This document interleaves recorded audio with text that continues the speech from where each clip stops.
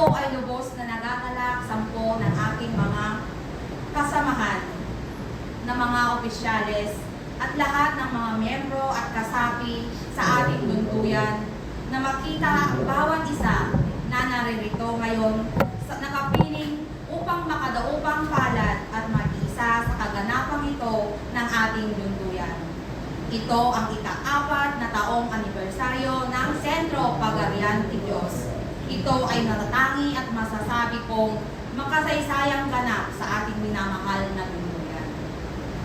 Lingid sa inyong kaalaman, mga kapatid, simula nang itatag ang ating lunduyan, ito, ang mga espiritong protektor na bumaba sa atin, ay laging nila itong sinasabi sa amin na balang araw ay makikilala at dadayuhin ang lunduyang ito.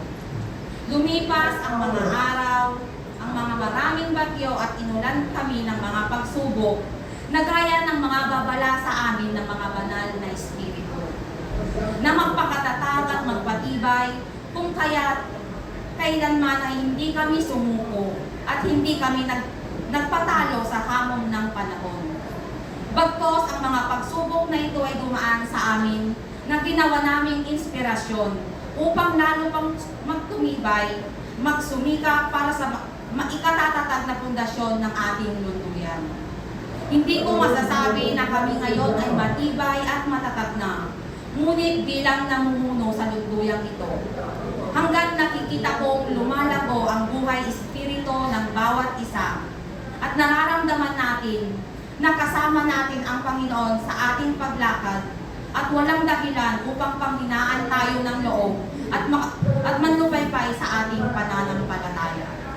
Sa ating mga minamahal na mga panauhin na nanggaling pa sa iba't ibang bansa gaya ng Canada at USA at Pilipinas, walang mapaglagyan ng aming labis na kasiyahan na makita at makasama namin kayo sa araw na ito. Ramdam namin ang inyong walang kamatayang dedikasyon sa inyong mga sinumpaang tungkulin at sa inyong pananampalataya. Hindi nyo inalintana ang pagod, puyat at pinansyal na bagay upang makadalo sa espesyal na araw na ito ng aming lunduyan. Ang Panginoon na po ang bahalang magbalik sa bawat isa sa inyo ang mga biyaya at pagpapala sa ninyong pagsasakripisyo. Kayo ay ginawang bahagi ng kasaysayan ng aming lunduyan at ito ay labis na nagpapasalamat sa Panginoon sa paggamit sa inyo upang mabigyan ng katuparan ang lahat ng mga utos at habilin sa aming mga banal na espiritu. Naway hindi ito ang una at huli nating pagsasama-sama, mga minamahal ko mga kapatid. Mula sa kaibuturan ng aking puso, ako ay labis-labis na nagpapasalamat sa bawat isa sa inyo. At naririto sa sandaling ito, ngunit una't huli kong pinasasalamatan ay ang ating dakilang Panginoon na nagbigay ng pahintulot na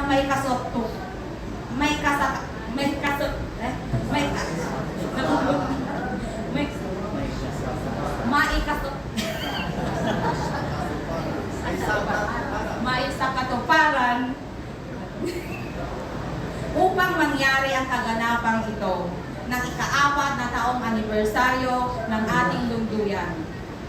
Once again to each and every one of you, hermanos and hermanas, welcome, welcome, and welcome to the 4th year anniversary of Sentro Pagarian de Dios. To God be the glory. Take note po pala mga kapatid. Kailangan natin maging attentive sa programang ito. Take note po yan. Yun lang po.